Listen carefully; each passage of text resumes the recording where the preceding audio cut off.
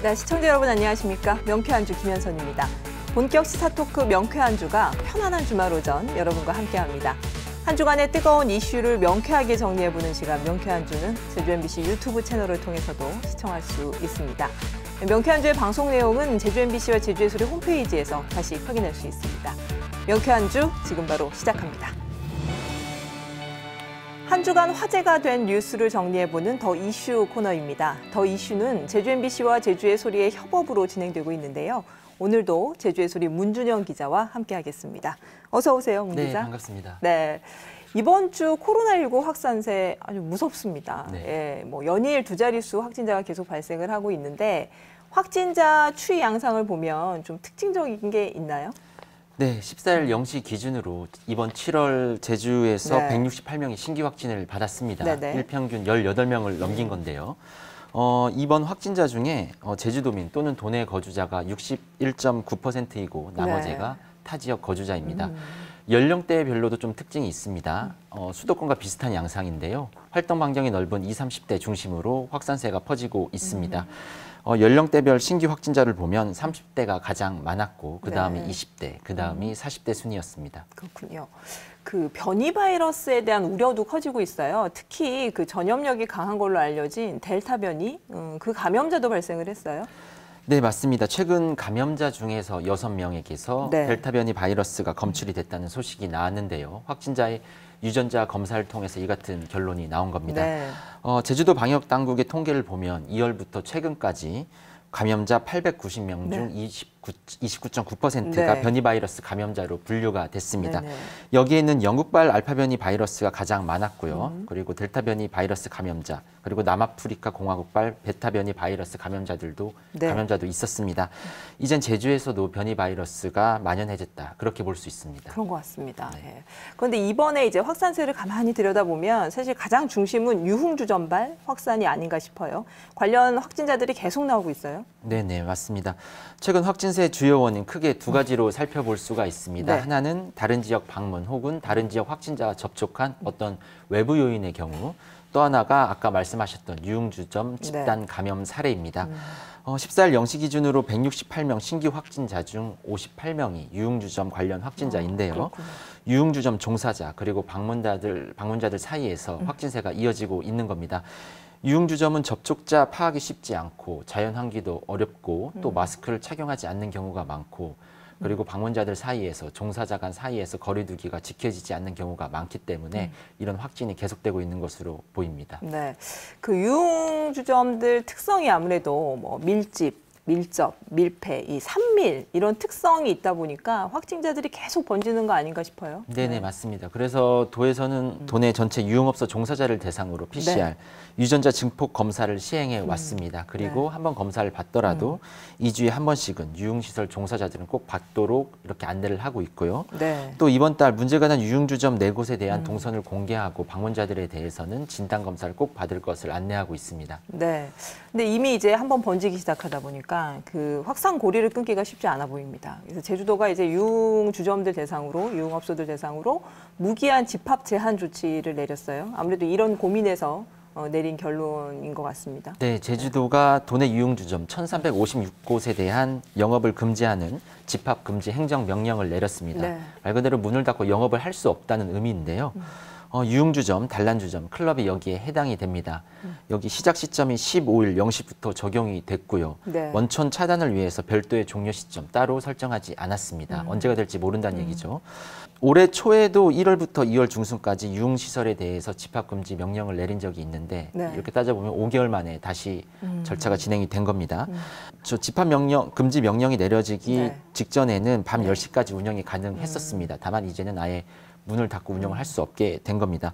업계 반발이 있었지만 그럼에도 확진자가 계속 이어지자 당국에서는 이 같은 결정을 내린 겁니다. 아예 영업을 할 수 없게 한 거기 때문에 사실은 굉장히 강력한 조치잖아요. 네. 뭐 워낙 강력하니까 또 확산세를 진정시키는데 효과가 있지 않을까 싶기는 한데요. 어떻게 보세요? 여기서 하나 더 살펴봐야 될 게 있는데요. 네. 지금 수도권이 거리두기 4단계 격상되지 않았습니까? 네. 그러다 보니 수도권 유흥업 관련 종사자들 혹은 방문자들이 제주로 원정 유흥에 나섰다 네. 이런 얘기 주변에서 아마 많이 맞아요. 들어보셨을 겁니다. 네, 네.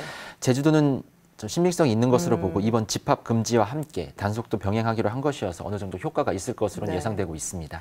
그 유흥업소발 그 확산세가 워낙 겁이 없다 보니까요. 제주도가 이 유흥업소 종사자를 대상으로 해서 백신 우선 접종을 할 수 있는 그런 대상에 포함을 시켰어요. 좀 살펴보면요. 네. 정부가 이스라엘에서 화이자 백신을 들여오면서 네. 지자체별로 자율적으로 접종 대상을 선정하도록 했습니다. 지역별 인구 구성이나 산업 구조가 다르기 때문에 특성에 맞춰서 뭐 고위험 군이라든지 사회 필수 인력에 우선적으로 배정을 하라. 이런 취지였습니다. 제주에서도 3만 8천 명 분에 대한 물량이 배정이 됐고요. 이 자율접종 7월 말부터 네. 시작이 됩니다. 그런데 제주도는 이 1순위 대상자의 피부관리, 목욕업 종사자, 학원 강사, 콜센터, 공항만 근무자와 함께 유흥업소 종사자를 포함시킨 겁니다. 네. 제주도는 유흥업소 종사자를 고위험군으로 보고 약 2,700여 명 정도로 추산을 한 다음에 이들을 대상으로 우선 접종 방침을 세운 상황입니다. 네. 이제 뭐 다들 백신을 맞기를 기다리고 있는 상황이고, 그리고 이게 다수를 상대하는 직업군들이 많잖아요. 그렇다 보니까 보는 시각에 따라서는 논란이 있을 수 있겠다 싶은데 논란이 확산되고 있어요, 실제. 네, 도민정서가 좀 그런 편인 것 같습니다. 과연 이 우선순위가 합리적이냐, 네. 이 우선 대상자 선별 과정에 공감할 수 있겠느냐 이런 지적이 나오고 있는 네. 건데요. 타 지역, 타 지자체들은 대부분 뭐 운수업이나 택배 기사를 1순위 대상자로 네. 선정했는데 제주는 유흥업소 종사자가 웬 말이냐 이런 반발이 있는 겁니다. 그리고 제주 내에서도 따져보면 사회복지시설 종사자 혹은 대중교통 관련 업종보다도 유흥업소 종사자가 더 우선순위에 있는 겁니다. 네. 이 때문에 타당성 논란이 계속되고 있는 것이고요. 그분들에게 먼저 접종을 하기 전에 문을 닫고 지금 당장 뭐 수능을 보는 학생들이나 더 불가피한 상황과 더 필요한 상황에 놓여 있는 사람들에게 먼저 접종을 하는 게 맞지 않나. 일단 우선은 그 사회 필수 인력을 먼저 마친 다음에 그다음에 남는 백신으로 마치든가 해야 되는데 그렇지 않고서는 이것은 분명 잘못되었다고 생각합니다. 또 이런 측면도 있습니다. 제가 아까 유흥업소 종사자 중에 타 지역에서 온 경우가 좀 많이 있다고 말씀을 네. 드렸는데요. 그렇다면 도민이 아닌 사람이 제주도의 물량으로 먼저 맞는 것은 형평성에 어긋나는 것 아니냐. 당연히 이런 지적이 나올 수밖에 없습니다. 또 현실적으로 유흥업소 종사자를 어떻게 구체적으로 가려낼 것이냐. 이런 구분하기도. 문제도 존재합니다. 네, 구분하기도 쉽지 않으니까. 방역 당국도 뭐 아무 생각 없이 그런 결정을 내리진 않고 네. 고심 끝에 내린 결정일 텐데 네. 어떤 입장인 건가요? 네, 어떤 시설이나 직군에서 고위험으로 분류가 되고 계속 확진자가 나오고 네. 이게 도민사회나 경제에 위협이 된다면 그 직군을 대상으로 백신을 접종하는 게 기본적으로 효율적이다. 이런 설명을 내놓았습니다. 네. 유흥업소에서 확진자가 최근에 많이 발생을 했고 이 때문에 그들의 가족이나 학교, 관광산업에도 피해가 발생하고 있다. 이 때문에 현실적으로 심사숙고해서 내린 결정이다. 이렇게 입장을 밝혔습니다. 방역은 정말 현실이고 이건 과학입니다. A 직군과 유흥 직종에 접종을 했을 때 어떤 게 효과성이 더 높겠습니까? 그리고 어떤 게 도민 건강을 위해서 바람직한 겁니까? 그 최근에 유흥업소 관련된 확진자 중에 공무원이 또 포함이 돼 있더라고요. 그리고 뭐 음주운전을 하다가 면허 취소가 된 공무원 사례가 뒤늦게 알려지기도 했고, 근데 그 기관들을 보니까 이제 좀 방역을 강화한다고 해서 도에서 공무원들 대상으로 저녁에 뭐 회식 금지, 뭐 사적인 모임 금지, 뭐 이런 것들을 시행한 그 기간이에요. 예. 네, 맞습니다. 이번 주 도민들의 따가운 눈총이 쏟아졌던 이슈였습니다. 음주운전으로 면허가 취소된 공무원 사례가 드러난 건데요. 이 공무원이 음주운전에 적발됐던 시점이 5월 25일. 네. 이 시점을 돌이켜보면요. 당시에 코로나 확진자가 급증해서 거리두기가 강화되고 네. 공직자를 대상으로는 밤 9시 이후에 모임이나 회식이 전면 금지되던 시기였습니다. 그렇죠. 일단 복무지침을 위반한 것인데요. 이것도 모자라서 새벽에 음주운전을 하다가 경찰에 적발이 된 겁니다. 그리고 최근 이게 더 큰 문제로 불거진 부분이 네. 이 공무원이 이런 복무지침 위반에 음주운전 적발까지 됐는데도 정기 인사에서 승진을 했다는 겁니다. 당연히 이 사실이 알려지자 반발이 클 수밖에 없었던 건데요. 일반적으로 음주운전 같은 행위가 적발된 경우에는 신원 확인 후에 해당 기관에 통보를 했는데 어찌된 일인지 이번 경우에는 당사자가 자신의 신원을 숨긴 것인지 혹은 담당 부서에서 어떤 페널티를 받지 않기 위해서 일부러 모른 척을 한 것인지 여러 가지 의문이 쏟아지고 있는 네. 건데요.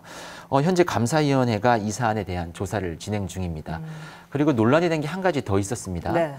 최근에 한 공무원이 감염 발원지 중 한 곳으로 주목받고 있는 지적받은 한 유흥업소에 유흥업소에. 방문했다가 네. 확진이 된 겁니다. 그랬죠. 지금 7월 밤 10시 이후 공직자의 회식과 사적 모임 금지되어 있는 기간입니다. 그런데도 늦은 시간까지 술을 마시다 확진 판정을 받은 건데요. 이러다 보니 도민사회에서는 공직사회가 어떻게 이럴 수 있느냐 이런 비판이 이어지고 있는 겁니다. 네. 공직사회에 대한 기강회의 지적이 뭐 의회에서도 나오고 여기저기서 나오고 있는 것 같습니다. 예. 네, 모범이 보여야 될 공직자가 너무한 것 아니냐는 비판들인데요. 먼저 도의회에서는 안창남 의원이 지적을 했습니다. 음주운전 적발 뒤 승진한 공무원과 관련해서는 과연 인사부서에서 몰랐을까 의구심을 가질 수밖에 없다고 지적을 했고요. 유흥주점 확진 공무원에 대해서는 코로나가 확산되는 비상시기임에도 어처구니 없는 일이 발생했다. 도민의 눈높이에 맞춰 일벌백계가 필요하다. 이렇게 지적을 했습니다. 네. 오늘 여기까지 할까요? 예, 고생 많으셨습니다. 고맙습니다. 네, 감사합니다.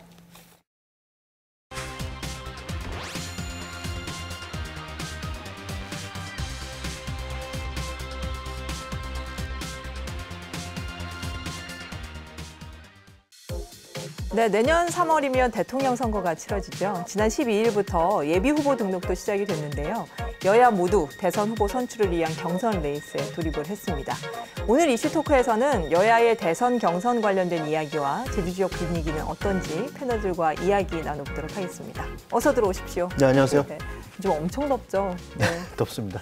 건강들은 괜찮으십니까? 예, 간만에 봐가지고 제가. 더운 때는 이 보양식을 많이 먹게 네. 되는데 그럼 살찌지 않나요? 그래서 살 빼는 게 더 어려워지는 것 같아요. 원래 이제 땀이 막 나고 이렇게 살이 좀 빠져야 되는데 네, 제일 큰 고민입니다. 아, 그렇군요. 고민 있으십니까? 요즘 뭐 잘 고민이라면 더워서 고민이죠, 뭐. 네, 알겠습니다. 대선 얘기를 좀 해보려고 해요. 지금 뭐 민주당 같은 경우에는 이제 컷오프, 이제 본선들 이제 준비를 하고 있고, 국민의힘도 이제 뭐 바짝 분위기를 내고 있는 것 같은데요. 민주당 얘기부터 좀 해보죠. 예비 경선이 있었어요. 지금 이제 그 본선에 이제 6명의 후보들이 이제 진출을 하였는데, 그 예비 경선 과정들 어떻게 보셨는지 그 평가부터 좀 시작을 해볼까요? 일단 이번 주인가요? 이재명 경기지사가 한 방송에 나와서 이런 얘기했죠. 복싱 경기를 했는데 룰을 지키지 않았다. 발로 차는 후보들도 있었다라고 표현을 했어요. 그러니까 그거는 결국 이제 이재명 지사 입장에서 본다고 한다면 예비 경선이 굉장히 치열했다라는 겁니다. 그래서 예비 경선 과정을 보면 이재명과 반 이재명, 그러니까 이재명 경기도지사에 대한 공격이 굉장히 크게 있었고 그것을 방어하는 과정에서 지금 이제 이게 당내 경선이라고 하는 게 본선이 아니기 때문에 그래도 결국은 나중에 되면 한 팀이 돼야 될 사람들이잖아요. 그러니까 일종의 전 금기, 일정한 게임의 룰이라고 하는 게 좀 존재해야 되는데 1위 후보인 이재명 지사가 발로 찬 후보도 있었다라고 하는 건 그런 어떤 게임의 룰을 좀 어기고 있는 것 아니냐라는 정도로 굉장히 과열 양상을 보였다. 이런 걸 나타내는 표현이 아닌가 이렇게 보여집니다.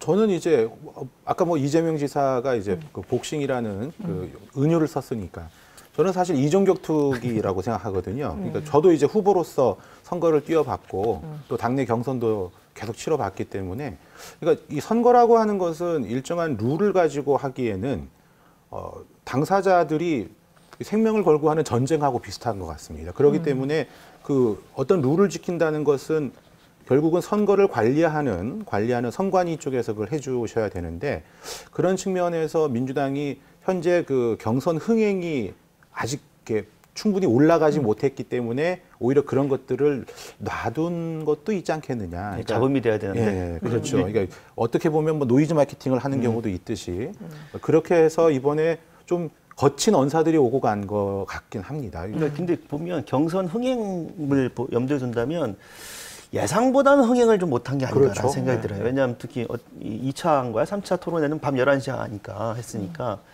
국민들의 관심을 좀 덜 가졌다라는 겁니다. 다만 이제 그 이재명 경기지사가 워낙 압도적인 1위를 이었는데 조금 의외였다는 건 경선 과정을 지나고 나서 발표된 여론조사를 보면 이낙연 후보가 조금씩 올라가고 있는 것 같아요. 그러니까 그 이전까지는 이재명 후보 경기지사가 굉장히 압도적인 1위였다면 지금은 이렇게 가다가는 양강구도 하에서 경선이 치러질 가능성이 있지 않겠나. 이게 후보가 6명이잖아요. 그러니까 6명 후보니까 이제 그 경선이 좀 치러가는 과정에서 결국은 합종 연행이 이루어질 가능성이 높죠. 뭐 누군가에게 뭐 단일화를 하거나 아니면 지지를 선언하거나 그런 가능성이 있다고 한다면 결국에는 2강 혹은 3강 구도로 좀 좁혀지지 않을까라는 생각이 듭니다.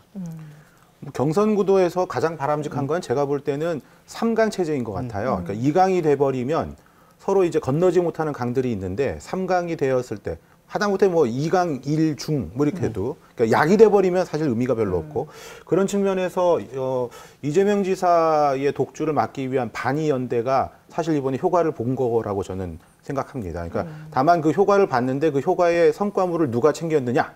그거는 이제 알 수 없는 상황에서 결과적으로 예, 지금 뭐 전 이제 이 총리께서 그 성과를 이제 가져가신 것 같고 그 성과를 가져가니까 이제 다른 후보들이 또 배가 아프겠죠. 네, 그렇죠. 그래서 이제 다시 또 이건 아니지 않느냐. 우리 당 대표로서도 뭐 실패했었고 총리로서도 뭐 그게 잘한 건 없다라는 그런 얘기 나오죠. 네거티브까지 나오는 것 같습니다. 추미애 전 장관이 그런 얘기하죠. 대표로서는 0점짜리였다 이런 얘기하는데 굉장히 독한 말이잖아요. 근데 그러니까 지금으로서는 그러니까 물론 있습니다. 그러니까 이게 당내 경선이기 때문에 민주당을 지지하는 지지층들로부터의 성원을 받아야 된단 말이에요. 그러면 추미애 전 장관의 그 발언은 민주당 지지자들, 특히 이제 조국 사태를 거치면서 그 검찰 개혁이라고 하는 그런 것에 대해서 찬성하는 지지자들 향한 분명한 메시지거든요. 그러니까 소위 말하면 민주당의 적통 후보로서의 자신이 있다. 라고 하는 것. 즉 이재명 경기도지사뿐만 아니라 추미애도 있다라고 하는 것을 지지자들에게 보내는 시그널이다. 근데 이제 그게 본선 경선 과정에서 어떻게 될 것이냐. 근데 이제 또 하나는 있죠. 당내 경선도 굉장히 중요하지만 결국 본선에서 경쟁력인데 본선은 더하기가 돼야 되거든요. 근데 추미애 전 장관이 본선 후보가 된다고 한다면 더하기가 될 수 있을까? 라고 하는 것들도 지금 민주당 지지자들이 굉장히 머릿속에 복잡한 셈법을 가지고 있을걸요. 그러면 과연 그 메시지가 득이 될 것인가 실이 될 것인가는 그거는 지금으로서는 좀 미지수다 이렇게 볼 수 있겠죠. 이낙연 지사가 예비경선 치르면서 조금 상승을 지금 실제적으로 여론조사에서도 확인이 되고 있잖아요. 그 이유는 뭐고 그리고 이제 본선 진출한 후보들 중에 좀 예상의 인물이라든지 생각보다 선전했다 이렇게 보는 포인트들이 있다면 어떤 게 있을까요? 제가 먼저 말씀을 드리자면 그 이낙연 전 총리께서 전 대표시기도 하죠. 이분이 성과물을 가장 많이 가져가신 그 이유 중에 하나는 저는 인지도가 바탕이 되었다고 생각합니다. 그러니까 왜냐하면 이번 그 경선 과정이나 그 전에 또는 지금 그 개별 캠프에서도 시대 정신을 어떻게 가져갈 것인지에 대한 얘기를 꺼내서 그 담론으로 승부를 보고 있지는 않거든요. 그렇다면 그런 경우는 보통 그 유명한 사람, 조금이라도 더 유명한 사람이 조금이라도 더 노출됐기 때문에 뭐 여론조사를 하면 그 사람을 그러니까 지지 여부가 아님에도 불구하고 지지한다는데 표를 줄 수가 있다고 저는 봐요. 사실 뭐 이런 부분 때문에 인지도를 높이기 위한 노력을 많이 하죠. 그런 측면에서 지금 다른 후보들 중에 가장 인지도가 높은 분은 아무래도 이제 이낙연 전 대표가 되실 거고 그 효과가 그 안에 깔려 있을 거라고 저는 생각을 합니다. 그러니까 경선 과정이 정책적인 대결의 장이 아니었어요. 그러니까 쉽게 말씀드리면 이건 개인 후보의 개인기에 의존한 게임이었다라고 생각이 듭니다. 그러니까 그런 개인기에 의존한 경기였기 때문에 지금 이재명 지사가 1위였지만 결국 이낙연 전 총리도 만만치 않은 정치 이력을 갖고 있고 그리고 저 안정감을 주잖아요. 그래서 그런 개인기로 인해서 결국 지지율을 끌어올렸다라고 볼 수 있겠고 좀 뭐 의외의 인물이다라고 하는 건 저는 이제 뭐 두 분, 김두관 의원하고 그다음에 박용진 의원. 물론 이제 최문순 강원지사도 물론 이제 지역 강원도라고 하는 지역의 열세를 극복하고 지역 정치의 복원, 뭐 지역 분권 얘기했지만 조금 아쉽게도 좀 탈락이 됐는데 저는 이제 박용진 의원의 선전이 민주당 경선에서 흥행을 일으킬 수도 있는 굉장히 중요한 관전 포인트가 될 것 같다. 특히 이제 이준석 당대표, 국민의힘 당대표가 됐기 때문에 어떤 모습을 보여줄 것인가, 그리고 어떤 파란을 일으킬 것인가가 앞으로 굉장히 중요해졌다 이렇게 볼 수 있겠죠. 제가 조금 더 첨언을 할 수 있다면 아까 박용진 그 후보님에 대한 말씀을 하셨거든요. 근데 박용진 후보님하고 저는 견줄만한 저희 당 이따가 또 말씀드릴 기회가 있다고 제가 알고 있는데 그 어떻게 말씀드려야 될까요? 페이스메이커라는 표현이 있어요. 근데 페이스메이커는 사실은 본인은 선수가 아니지 않습니까? 근데 그렇게 말하면 당사자들이 너무너무 섭섭해할 테니까 저는 이제 저희 당의 그 윤희숙 의원님이 박용진 의원님하고 비슷한 역할을 하지 않을까 이런 생각을 합니다. 그러니까 그런 거잖아요. 그러니까 야구를 하다 보면 홈런을 잘 치는 4번 타자도 필요하지만 테이블 세터가 꼭 있어야 되잖아요. 득점권의 주자를 놓을 수 있느냐 없느냐 굉장히 중요할 텐데 제가 보면 박용진 의원이 민주당 경선 과정에서 득점권의 주자를 놓을 수 있는 그런 어떤 테이블 세터의 역할을 할 가능성이 높다. 물론 이제 홈런은 다른 사람이 이렇게 하면 박용진 의원이 싫어할지 모르겠으나 그러지 않을까 싶습니다. 네. 아무튼 뭐 민주당 예비 경선은 아까도 잠깐 얘기했지만 생각보다 흥행은 못했어요. 이제 네. 조금 이제 본선에 이제 후보들이 결정이 되고 하니까 조금 달아오르는 분위기는 있습니다만 그 흥행을 못한 이유는 어디에 있다고 좀 보시는가요? 그거 아닐까요? 우리 어대명, 어대낙 뭐 이런 표현을 하듯이 일단 뚜렷한 1위 후보가 있기 때문에 관심이 좀 떨어진 부분이 있고요. 두 번째는 코로나 전국이 굉장히 큰 영향을 미쳤다고 생각합니다. 지금 경선을 연기하느냐 마느냐 이제 여러 가지 논란이 나왔던 이유도 코로나가 점점 더 심각해지고 있는 상황에서 경선이라고 하는 건 일단 기본적으로 다 아시겠지만 대규모의 군중 참여, 동원 이게 필요하잖아요. 근데 그런 것들이 사실상 불가능해졌기 때문에 그런 여러 가지 어떤 외부적인 요인이 경선 또 흥행에 굉장히 영향을 미친 게 아닌가라는 생각이 듭니다. 그럼 역으로 국민의힘도 그럴 가능성이 있다는 거죠. 같은 생각이세요? 다른? 네. 저는 이제 약간 입장의 차이가 좀 있는 것 같습니다. 그러니까 어떤 의미냐 하면 여당의 대통령 후보로 나오시는 분들은 사실은 기존에 지금 집권당으로서 해왔던 일에 대한 평가 그리고 앞으로 본인이 하겠다는 그 일에 대한 그 대안의 제시 이 두 가지가 상충하는 부분이 꼭 존재합니다. 그런데 이번 민주당 경선 과정에서는 그 부분에 대한 그러니까 앞으로 내가 어떤 문제가 있었기 때문에 그걸 어떻게 헤쳐나가겠다라는 부분이 매우 약했어요. 근데 이제 국민들은 지금 상황이 이거는 아닌 것 같다라는 분이 꽤 계시거든요. 그러면 그 아닌 것 같다는 이유를 솔직하게 얘기하고 대안을 말씀하시는 게 필요한데 이번 경선 과정에서는 그거보다 네거티브가 더 줄을 이뤘죠. 그러니까 여당에서의 경선은 그런 이제 문제가 있었다는 것이고 반면 야당 또는 이제 범야권이라고 할 수 있는 그 부분까지 포함해서 얘기할 때는 약간 달라지는 것 같습니다. 이 범야권 쪽에서는 그 개인의 개인기 가지고 승부를 거는 것도 있겠지만 그거보다는 지금 현 상황에 집권 세력이 어떤 문제를 갖고 있고 그 책임을 지지 않고 있다는 것을 아주 적실하게 이제 그 공격을 하는 포인트가 하나 있어야 되죠. 그다음에 그걸 어떻게 풀 것이냐의 문제인데 사실 그 풀 것이냐의 문제 중에 가장 핵심적인 건 경제 문제예요. 근데 경제 문제가 여당 쪽에서는 그나마 경제 전문가들이 좀 있죠. 야당에 비해서. 죄송합니다. 여당에 비해서 야당이. 예. 그래서 이제 약간 좀 다르게 진행될 거라고 생각을 하고요. 그다음에 셀럽이라고 할 수 있는 뭐 전 검찰총장 또 감사원장 이 두 분이 바뀌지만 굉장히 유사하게 움직이는 부분들이 있어요. 그리고 아까 오기 전에 방금 들었는데 뭐 최재형 전 감사원장님은 뭐 오늘 입당하셨다는 말도 제가 들었는데요. 그렇게 되기 때문에 구조 자체가 좀 다른 것 같습니다. 그래서 네. 흥행의 문제는 좀 지켜봐야 될 것 같습니다.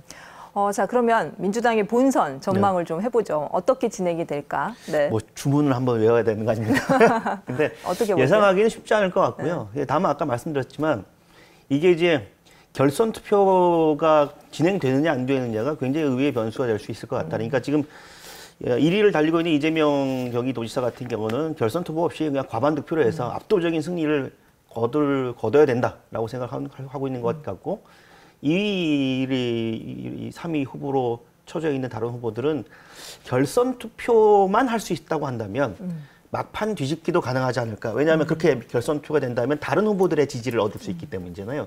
그러면 다른 후보에게 마음을 줬던 민주당 당원들이 과연 누구에게 투표를 할 것인가. 그런 전략을 하지 않을까라는 생각이 들거든요. 그러면 이제 우리가 생각할 때 이 대선 후보의 얼굴이 달라질 수도 있겠다. 그래서 지금 누가 된다. 글쎄요, 제가 누가 된다 그러면 그분들 지지하는 분들이나 지지하지 않는 분들이 항의할 수 있어서 그렇까지만 말씀을 드리겠습니다. 후보 간의 연합 가능성 물론 부분도 좀 그렇고, 거죠. 어떻게 전망하세요?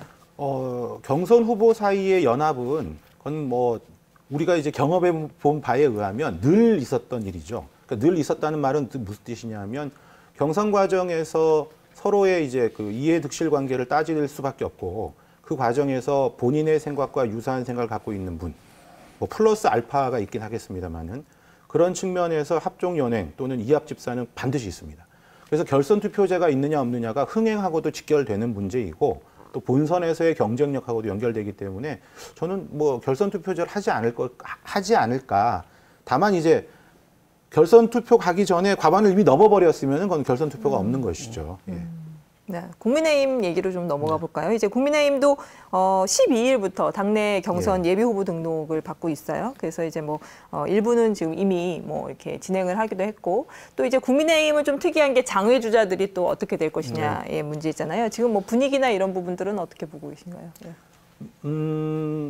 우선은 이제 윤석열 전 검찰총장께서 이제 하시는 말씀이 지금은 뭐 입당할 때가 아니다 이렇게 표현된 적도 있었습니다. 근데 지금은 입당할 때가 아니다라는 것은 입당을 전제로 하는 말씀이셔서 뭐 당연히 저는 입당하실 거라고 보고, 최재형 전 감사원장님은 아까 여기 오기 전에 네. 바로 직전에 이제 그 얘기를 들었기 때문에 입당의 문제가 해결이 됐죠.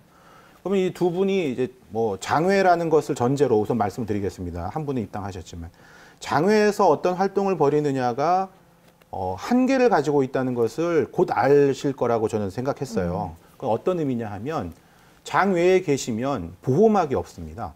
근데 선거라고 하는 것은 늘 네거티브, 그래서 어떤 리스크 관리를 어떻게 할 것이냐의 문제가 굉장히 중요한 문제 중에 하나인데 그것을 캠프 본인이 다 하기에는 너무 벅차죠. 그래서 이제 저희 국민의힘과 같은 그런 이제 외연과 조직을 갖고 있는 정당 정치에 몸을 담을 수밖에 없는 상황이라고 말씀드릴 수 있습니다. 그럼 언제 들어오실 거냐의 문제가 남겠죠. 예. 경선 버스가 떠난 다음에, 그러니까 버스가 떠난 다음에는 뭐 택시 타고 쫓아오던가 해야 된다라는 그런 표현을 뭐 이준석 대표께서 하시기도 하셨는데, 경선이 시작되기 전에 들어오시는 게 아마 가장 바람직한 거라고 생각은 합니다. 근데 만약에 그 시점을 놓치셨다면 그러면 이제 우리 국민의힘 내에서 굉장히 많은 이제 고민을 해야 될 거예요. 예비 경선에 참여했던 분들하고 윤석열 총장이나 또 뭐 지금은 윤 총장님밖에 안 계시니까 그분이 다시 들어오는 것을 특혜라고 볼 수 있느냐. 특혜라고 하면 지금 우리나라의 화두 중에 하나가 공정인데 공정의 문제에서 이제 문제가 생길 수 있죠. 그래서 그 부분이 아주 복잡한 셈법이 될 거라고 생각합니다. 그래서 그 전에 경선이 시작하기 전에 들어오시는 게 바람직하고 옳다고 봅니다.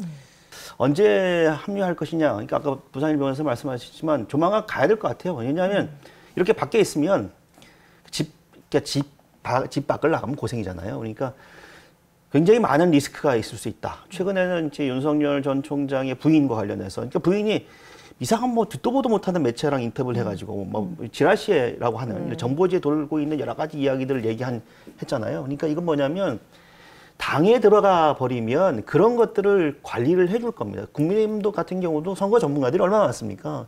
그래서 그런 것들을 철저히 관리를 할 텐데 지금 현재로서는 이제 이렇게 광야에 혼자서 외치는 소리를 한다면 그 소리를 들을 수 있는 사람은 많겠지만 그 자기 자신을 관리해 줄 사람이 없다는 거죠. 그러면 결국은 굉장히 어려운 국면에 놓일 수밖에 없다. 그래서 지금 8월에 버스가 떠난다고 그러던데 윤 총장이 정치적으로 자신의 어떤 목표를 달성하기 위해서라면 8월에 버스 타는 게 맞다. 만약에 8월 버스를 놓친다면 지금과 같은 지지율을 보이는 윤석열 전 총장의 정치적인 운명도 굉장히 큰 기로에 설 수 있다. 마치 이제 우리가 알잖아요. 뭐 반기문부터 시작해서 여러 가지 대선 과정에서 있던 제3후보의 말로가 마지막이 어떤지를 우리 국민들이 똑똑히 기억했던 것처럼 그렇게 될 가능성이 높다. 뭐 두 분 다 이제 들어와야 된다. 네. 들어올 것이다. 들어올 수밖에 없을 것이다. 이런 이야기를 하시지만 계속 있다가 예전에 뭐 안철수 후보나 뭐 이런 형태의 그림을 갈 가능성은 없을까요? 그러니까 그 그림이 실패의 그림이 될 가능성이 매우 높다는 겁니다. 그러니까 실패의 그림이 될 가능성이 높은 길을 선택하지는 않을 거라는 거죠. 다만 이럴 수는 있습니다. 국민의힘이 갑자기 어떠한 이슈가 생겨서 그 이슈에 대응을 제대로 못하는 바람에 뭐 어떻게 보면 이제 뭐 지지율이 이제 급락하고 이런 상황이 되면 제3지대론이 다시 힘을 얻을 거예요. 근데 제3지대론이 힘을 얻기 전에는 본인이 제3지대론에 깃발을 꽂겠다고 말하는 것은 매우 위험한 발상이 될 거죠. 그렇게 생각합니다. 대선이 대통령 선거 어려워요. 진짜 전국 단위 선거고요. 돈도 무지무지하게 많이 들어갑니다. 그러니까 바깥에서 치를 수 있는 선거가 아니고 국민의힘, 물론 국민의힘을 지지하지 않는 국민들도 많이 있지만 국민의힘을 지지하는 국민들도 있거든요. 국민의힘에 입당하는 순간 그리고 국민의힘 후보가 되는 순간 본인보다도 국민의힘이라고 하는 당의 지지율에 의한 반등이 있을 수 있기 때문에 이게 굉장히 중요한 요소예요. 그러니까 저는 이제 그런 거. 자, 이렇게 지금 지지율이 여론조사로 1위를 달리고 있다고 해서 기존 기성 정치권에 대한 굉장히 불신을 가지고 있는 것 같거든요. 윤석열 전 검찰총장이. 그래서 국민의힘이라고 하는 여러 가지 기성 정치인들의 관계에 대해서 굉장히 좀 꺼려한다고 한다면 저는 굉장히 정치적인 하수다. 대선이라고 하는 건 혼자서 치를 수 없다. 아무리 안철수 대표하고의 연합이라 할지라도 뭐 안철수 대표도 떨어진 후보잖아요. 그러니까 실패했던 경험을 갖고 있는 사람입니다. 실패한 경험을 물려받으면 그게 실패죠. 성공이 될 수 있겠습니까? 그러니까 하루빨리 국민의힘에 들어가서 빨리 오시라 그랬어요. 지금 저희가 이제 범야권에 거론되는 후보들만도 한 15명 네. 안팎이 돼요. 굉장히 많은데 이런 것들이 뭐라고 할까요? 이제 뭐 경선 분위기를 좀 달아오는데 도움이 될 건지 아니면 이렇게 많은 후보들이 거론되는 이유는 뭔지 이쪽에 포인트를 맞춰서 좀 이야기를 좀 더 진행을 해볼까요? 당내 유력 인사가 없기 때문 아닐까요? 그러니까 일면 그 윤석열 전 검찰 이게 참 이게 우리 지금 대선이 우리나라 정치사에서 보면 되게 희한한 거라고 생각이 들어요. 아니 보수야당이 그래도 보수야당에게 적통을 이어가는 게 국민의힘인데 그 국민의힘 주자들이 정말 지금 지지율 조사를 보면 정말 지리멸렬하기가 그지 없단 말이에요. 뭐 4%, 5%, 7% 정도인데 지금 정치 신인이잖아요. 윤석열 전 검찰총장이 그리고 여권에서 임명한 검찰총장이 이게 대선 주자로서 지지율 1위를 차지하고 있다는 게 굉장히 독특한 현상이다. 그러다 보니까 지금 물론 국민의힘에서는 이제 박수도 치기도 하고 응원도 했을 수 있겠으나 거꾸로는 역설적으로는 당내에서 힘을 기르는데 좀 실패한 게 아닌가. 그러다 보니까 당내 후보들의 주목도가 좀 떨어졌다. 근데 요즘 슬슬 이준석 대표도 자강론 이야기하는 것처럼 지금 당내 후보들의 지지율이 그대로 뭐 본선에서의 지지율이 될 가능성은 없어 보이고요. 언젠가 좀 정리가 된다고 한다면, 그러니까 본선 주자로 결정되는 순간 좀 굉장히 폭발적인 힘을 가질 수 있다. 그러니까 15명이 넘는 많은 사람들이 나도 하겠다라고 대선 출마를 선언한 이유는 아는 거예요. 일단 국민의힘의 본선 주자로 되는 순간 지금과 같은 지지율이 아니라 정말 반등의 기회가 있을 수 있고 그리고 정말 꿈을 이룰 수 있다라고 믿기 때문에 뛰어드는 거다. 이렇게 볼 수 있겠죠. 저도 뭐 그 말씀에 전적으로 동감합니다. 예를 들어 이런 경우를 한번 예정을 한번 해보시죠. 대통령 선거를 현직 대통령이 나와서 재선을 도전할 수 있다. 그러면 당의 힘이 지금보다는 조금 덜 필요할 수 있어요. 그러니까 무슨 뜻이냐면 현직이라고 하는 그 조직과 이슈 메이킹, 그러니까 뭐 어떤 얘기를 해도 모든 이제 언론기관이 그분의 입을 바라보는 그런 상황에서는 어느 정도 가능합니다. 근데 지금 우리나라는 그런 구조가 아니지 않습니까? 그렇기 때문에 당내의 인사가 어떤 발언을 했을 때 그 발언을 얼마나 언론과 여론이 그걸 따라가지고 또 귀 기울여 주느냐의 문제가 있는데 그런 측면에서 저도 이제 국민의힘에 소속이 되어 있습니다만은 국민의힘이 자강론을 얘기해야 될 만큼 당내 주자가 제대로 키워지지 않았다는 부분은 뼈아픈 반성을 해야 되는 것이라고 생각합니다.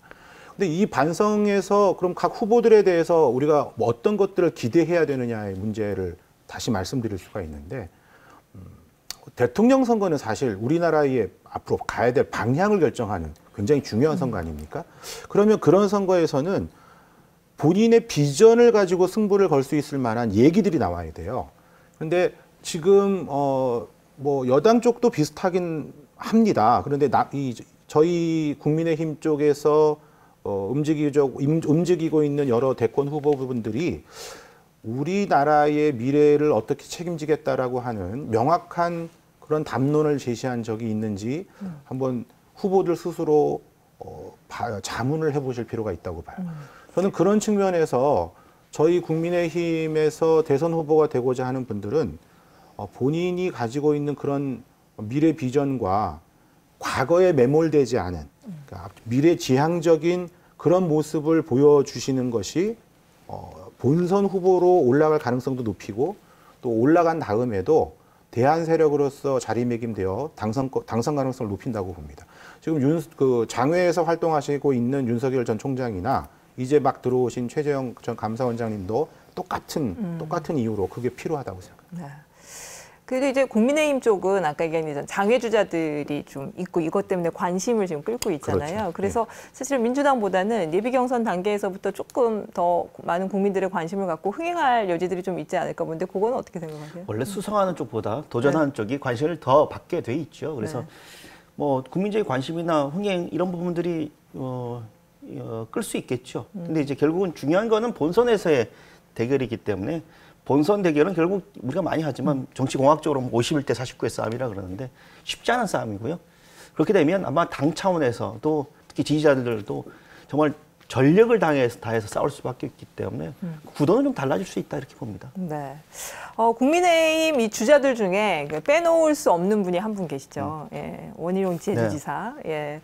언제 사퇴할 것이냐 이것도 계속 관심이었는데 사실은 그 사퇴를 할 줄 알았는데 뭐 코로나 때문인지 지금 약간 사퇴 시점이 조금 연기된 걸로 알고 있어요. 예, 뭐 사퇴 시점은 어떻게 보시고 원희룡 제주지사의 앞으로의 어떤 행보에 대한 전망. 예. 그쪽에 정무라인에 이제 원희룡 지사가 사퇴하면 그만둬야 되는 몇 분한테 얘기를 했더니 자기도 모르겠다. 그러니까 지금 원희룡 지사는 지금이라도 사퇴하고 싶을 거예요.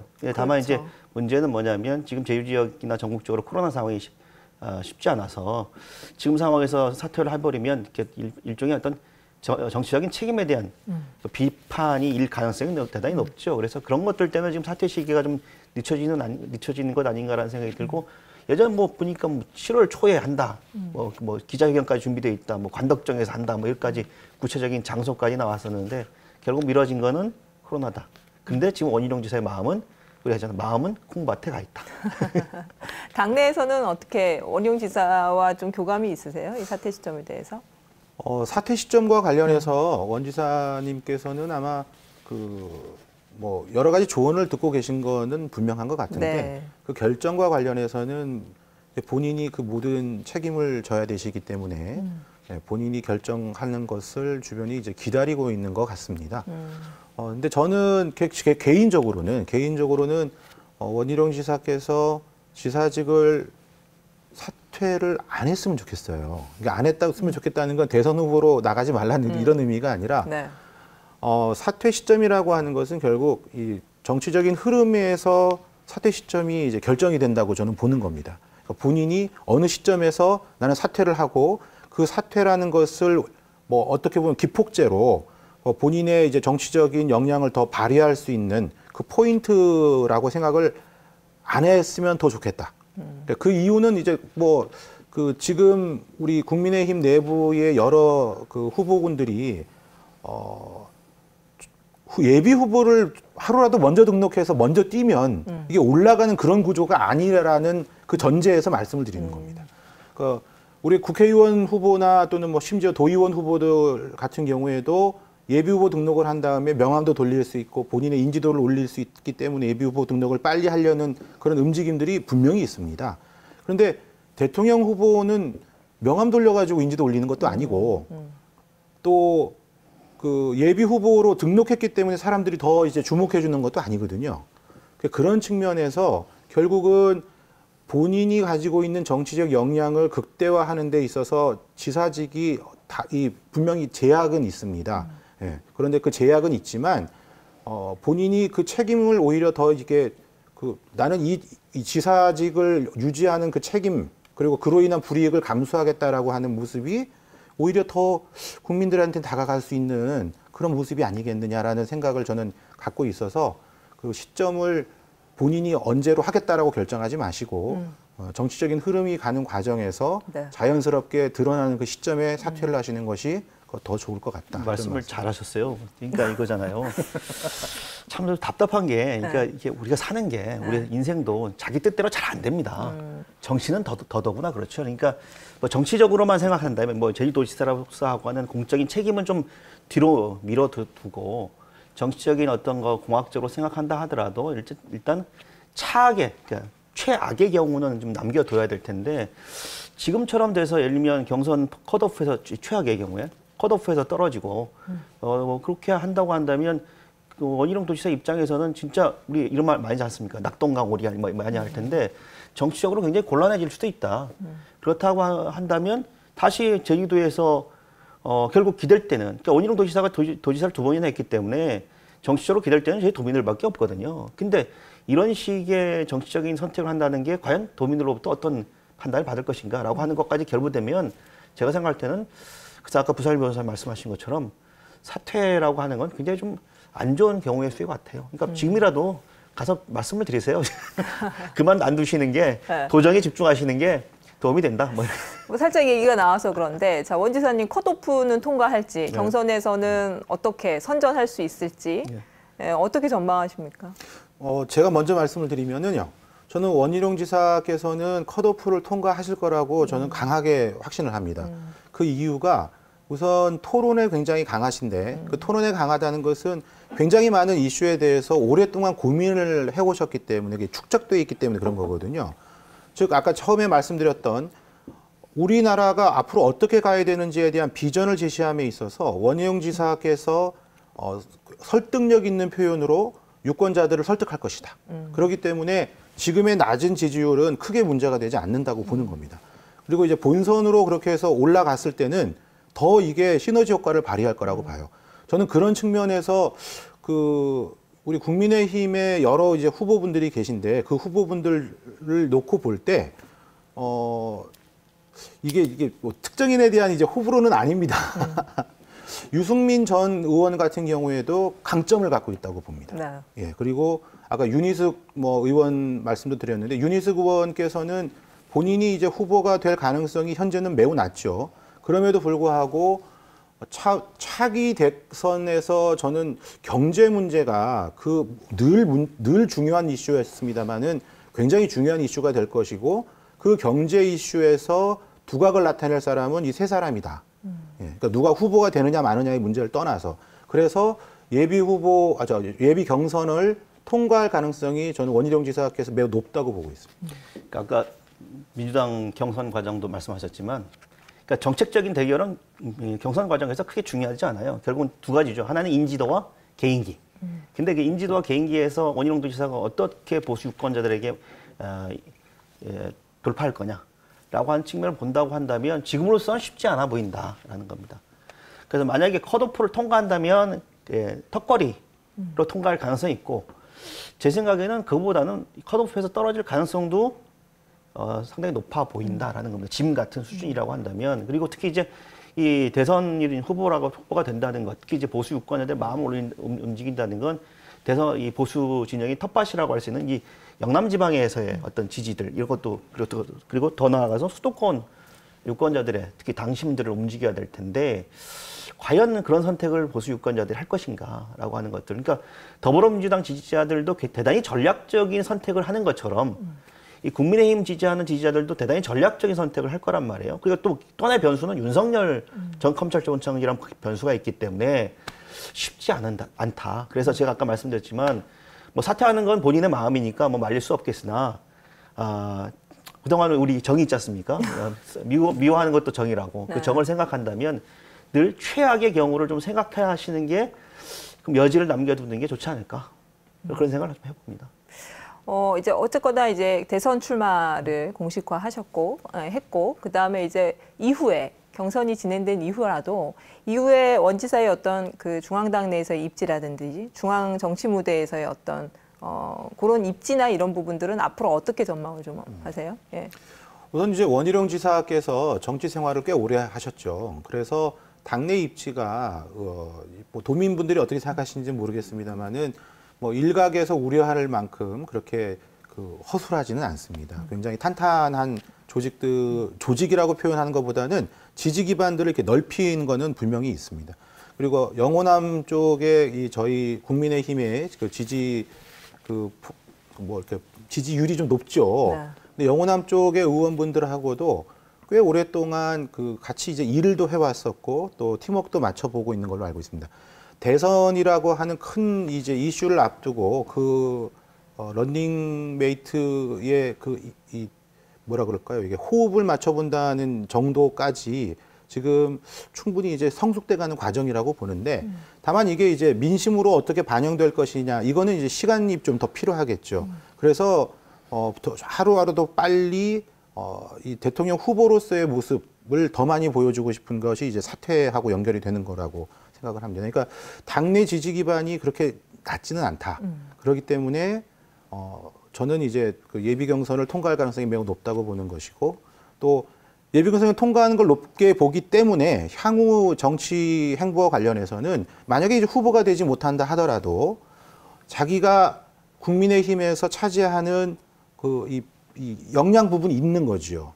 그게 뭐 좀 비하해서 얘기하면 밥그릇이라는 표현도 하는데, 자기 밥그릇을 확실히 갖고 있는 세력은 나중에 충분히 그 밥그릇만큼 또 그 이상의 역량을 발휘할 기회를 얻습니다.